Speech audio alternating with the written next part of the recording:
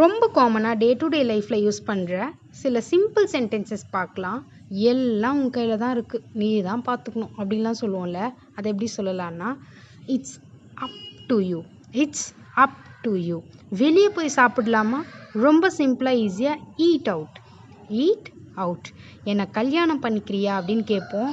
டைரெக்டாக கேட்கணுன்னா will you marry me அப்படின்னு கேட்கலாம். இல்லை இன்டெரக்டாக அவங்களுக்கே தெரியாமல் கேட்குறதுக்கு டு பாப் த கொஷின்.